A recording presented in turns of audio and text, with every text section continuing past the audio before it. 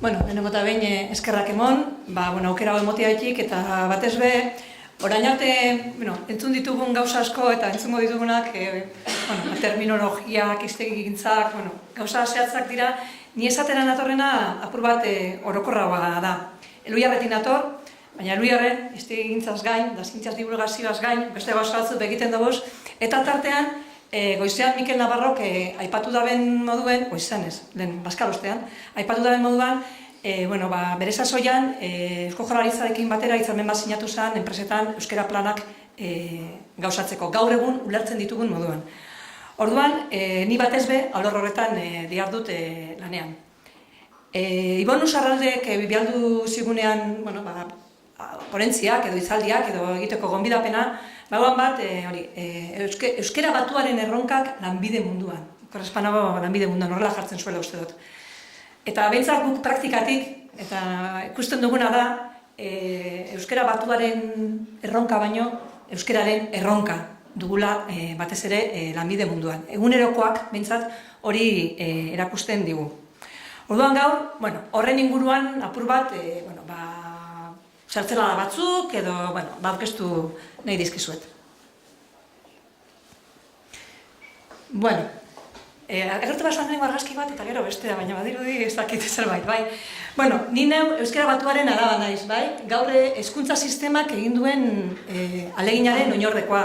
Zorionez, bintzat nik ikasketa guztiak euskaraz egiteko aukera izan dut. Nire lanbide profesional guztia euskaraz egin dut. Badu trampa txiki bat, bai. Aekan hasi nintzen, Eluiarren jarraitu dut, orduan euskararako, euskararekin, euskararentzat lan egin izan dut beti. Baina egia da euskara lanbidean, lan munduan, askorentzat arrotza dela. Horregaitik dinot, erronka lanbideetan oroar ez dela euskara batuarena. Zen ikuste dut hor ez dagoela inungo eztabaidarik, baizik eta euskararena berarena. Beraz, horrekin aurrera inde, guk uste dugu aukerak eta bideak badaudela. Hortaz, prest gaude? Salto egiteko prest gaude? Gauko hitzaldi hau, 20 minutu hauek, ia laburtxo egiten doa, 3 ataletan banatu nahi ditut. Lehenengo datu batzuk, bai? Ezagutuko dituzue danok, baina, apur bat gero kokatzearen erronken bidea nondi doian.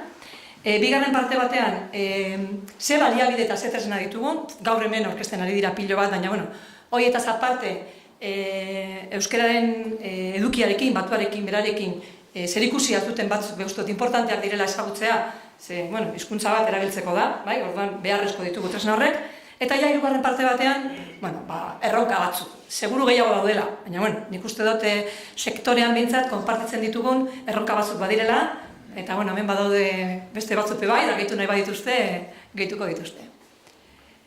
Euskal Herri mailako datuak dira eta euskararen adierazle sistematik ateratakoak. Badakigu, bai? Euskararen gaitasuna, barra urdin hori, Euskal Herri mailakoak dira, gorantza doie. Lurralde administratiboen arabera, egia da, hizkuntza gaitasunaren igoera ezberdina dela, baina argi dago, gero eta euskaldun gehiago gaudela, behintzet, bai, euskaldun osoak, baita hartzaileak be bai. Orduan, esan daigun, lan alorrean erabiltzen den euskara, espada kafe bat hartzen gauden bitartean, baina lanari dagokiona, oroar euskara formala izaten dela. Eta euskara formala izan da, euskara batuan alfabetatu gara, edo ikasi dugu gaur egun, apurka-apurka, lan mundurantza etorriko garen guztiok. Ze izan be, euskaldunen kopuruak adinaren arabera, eta hauek ere Euskal Herri mailako datuak dira, azken 25 urteetan, ia hirukoiztu eginda, bai? Orduan, gaur egun, 16-24 urte dituzten gazte horiek, epe labur batean, lan munduratu egingo dira, eta horiek gehienak euskaraz alfabetatuta egongo dira, eta euskara batuan alfabetatuta egongo dira. Orduan, hor badaukagun momentu honetan aukera garrantzitsu bat. Gainera, orain dela 25 urte, gazte ginen horiek edo ziren, eta horiek goiaz apurka erretiratzen, bai? EAeko administrazioan, lehengoan lidune ban, okerazpanago EAen, edo Gipuzkoan ja zalantza daukat, EAen uste dozala, datozen 15 urteetan, Eusko Jaurlaritzan, langile finkoen 160 bat erretiratu egingo da, bai, datozen 15 urteetan. Orduan, Eta hauek hartuko dute. Zer topatuko dutean? Hori importantea izango da. Ze han segunda zer topatzen duten, hala jokatuko dute. Orduan, badaukagu hemen beste aukera importante bat. Bestalde, horrek lotuta unibertsitatez kanpoko hezkuntza euskaraz. Hori be, gorantza doie, bai? Egia da, berriro be, lurralde administratiboaren arabera, badaudela diferentziak, baina gorantza doie, eta orduan, datu honek danak, egiten dozkuena da, esan, datozen gazte edo ikasten goazen egnean, lan munduratuko gara, eta hor prestatuta egon behar dugula. Eta bada beste datu bat ekarri nahi nebana. Eta da, lehen hizkuntza gaztelania duten pertsonak eta euskaldunak direnak gero eta gehiago dira. Hau da, hezkuntza sistemaren bidez euskaldundu diren pertsonak, edo helduen euskalduntza alfabetatzearen bidez euskaldundu direnak gero eta gehiago dira. Horrek esan nahi du, pertsona horiek, nik beti izaten dut nik deserie, zakituna esango nuken, serien dakar, hemen. Bueno, dakar euskara, nik etxetik ekarri dut nire erreza izan da, baina hauek askok eskolan ikasi dute. Horiek euren inguruan ez daukate aukera hundirik euskaraz hitz egiteko. Asko eta asko izango dira, ingurune erdaldunetakoak euren familian, ez da hitz egingo euskara. Ia euren aukera bakarra lan eremua izan daiteke euskaraz berba egiteko. Hemen daukagu beste aukera bat. Euskal Herriko Unibertsitateko langile batek, elkarrizketa batean, horrela dirazi zidan, orain dela urte batzuk, Mai, nik euskaraz berba egiteko daukadan aukera bakarra lana da. Nola ez dut hitz egingo euskaraz lanean, bai? Eta horrelakoak asko daude, eta horiek ere badira aukera bat. Bale. Hori apur bat ikusteko, ez dakit prest gauden, baina momentua bada lan eremuan erabileraren inguruan salto bat emoteko. Baliabideak. Ze baliabide ditugu? Baditugu profesional prestatuak. Profesional prestatuak dio danean, bi ikuspegi. Baditugu, era guztietako profesionalak. Abokatuak, arkitektoak, iturginak, euskaraz formatzeko aukera izan dutenak, eta aukera dutenak, eta egingo dutenak. Eta gero, bagaude beste profesional batzuk, euskararen biziberritzean lan egiten dugunok, itzultzaileak, terminologoak, kalkulariak, dinamizatzaileak, trebatzaileak. Orduan, badauzkagu profesional prestatuak lan alorrean, euskararen erabilerak salto bat egin deian. Badauzkagu ereduak. Badaukagu babesa. Ereduak eta babesa esaten dudanean, badauzkagu dokumentu ereduak. Denetari dago. Badauzkagu hizkuntzak erabiltzeko protokoloak, hizkuntza irizpideak, eta gainera, babesa batetik, legeak babesten ditu gauza batzuk, eta gero beste datu importante bat da, euskararekiko jarrera, gero eta positiboagoa dela, aldekoagoa dela, eta hor ere, badago babes bat. Beste alde batetik, erabilera sustatzeko dinamika eta esperientziak daude. Badia ia 30 urte, enpresetan, gaur egun ulertzen ditugun euskara planak hasi zirena. Euskara batuak 50 urte ditu. Badago soziolinguistika kluster bat, badago Euskal Unibertsitatea, badaude hainbat kontu, orduan, badauzkagu tresnak euskara gehiago erabiltzeko, badakigu zelan bideratu lan hori. Euskara eta euskaraz ikasteko aukera badaukagu, bai? Euskara ikasteko aukerak, helduen euskalduntza alfabetatze guztia hor dago, metodologia berriekin, online bidez, arlo guztietan. Eta badago bai, gero erronketan barriro agertuko dau, noberaren bizitza profesionalean jaso beharreko trebakuntza euskeraz jasotzeko. Hor uste dut gehiago dauela utxunea aukera baino gaur egun. Badaukagu korpus espezifiko gero eta zabalagoa. Eta honi buruz, zue guztiok ni baino gehiago dakizue, bai? Hemen badaukagu, nik nire ezagutzen dudan alorrera joan da.